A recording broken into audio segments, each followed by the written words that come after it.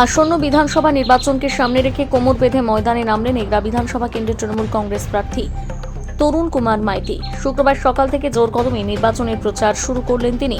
এদিন সকালে প্রচারের শুরুতে এগরা 1 নম্বর ব্লকের আলমগিরি এলাকায় পৌঁছন।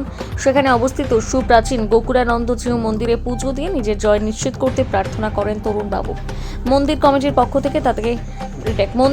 পক্ষ থেকে তাকে সাদর অভ্যর্থনা জানানো হয়। গোকুলানন্দজিউ মন্দিরে পুজোর পাশাপাশি দিন তিনি এলাকায় আরও বেশ কয়েকটি স্থানীয় মন্দিরে যান এবং সাধারণ মানুষের সঙ্গে জনসংযোগ সারেন।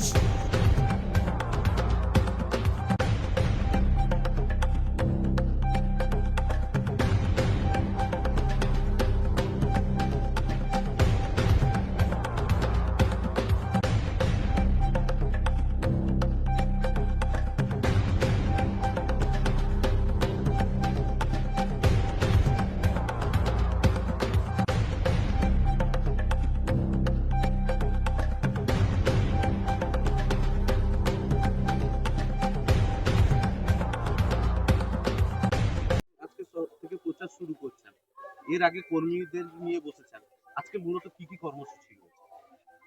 প্রথমে আমি বরাবরই ইলেকশনটা গতবারের ইলেকশনও সবাই জানেন আমার তৃণমূল কংগ্রেস কর্মীরা যেদিন প্রার্থী ঘোষণা হয়েছিল সেদিনই আমাদের এখানে একটা সভা ছিল। আমরা এই মন্দিরে পুজো দিয়ে আমাদের প্রচার শুরু করেছিলাম। এবারেও প্রার্থী ঘোষণা হবার পরে আমরা দুদিন সমস্ত কর্মীদের নিয়ে বসেছি। আজকে গোকুলানন্দজিউর মন্দিরে পুজো দিয়ে আমরা শুরু করলাম। এরপরে নিশ্চিতভাবে একটা মসজিদে আমরা যাব, আয়ুবাবু আছেন। তারপরে মধ্যিখানে আমাদের এই অঞ্চলের যিনি কর্ণধার ছিলেন, আমাদের ব্লকের ব্লক সভাপতি প্রয়াত হয়েছেন বিজন বিহারী সাউ, তার বাড়িতে যাব, তার ছবিতে মাল্য প্রদান করব। তারপরে সেখান থেকে বেরিয়ে মসজিদে গিয়ে আমরা সেখানে আমাদের শ্রদ্ধা জ্ঞাপন করব।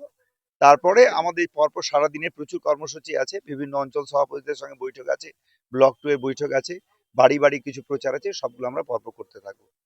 গতকালই আপনার বিরুদ্ধে বিজেপি প্রার্থী ঘোষণা করেছে, সে জায়গায় লড়াই কতটা কঠিন হবে?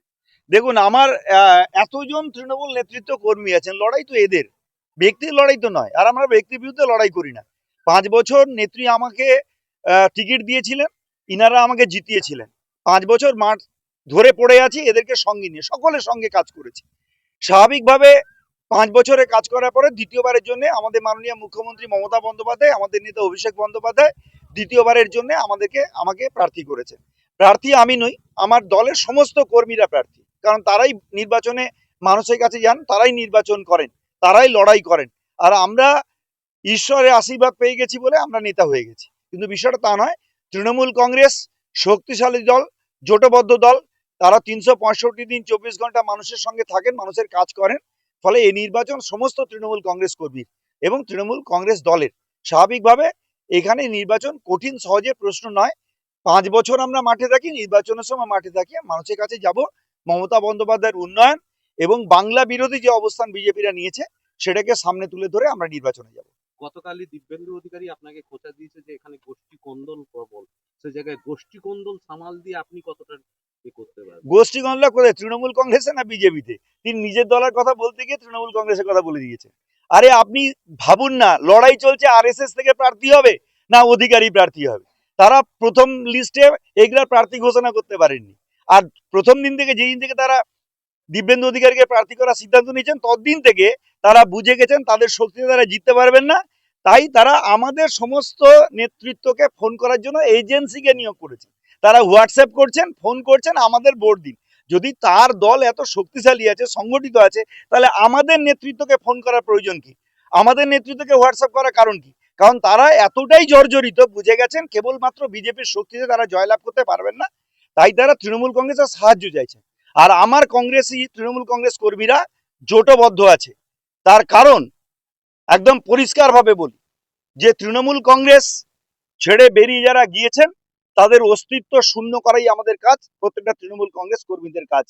স্বাভাবিকভাবে তৃণমূল কংগ্রেস জোটবদ্ধভাবে লড়াই করবে, তার দলের কথা তাকে ভাবতে বলুন, তার দলের কর্মীদেরকে সংগঠিত করতে বলুন। বন্দে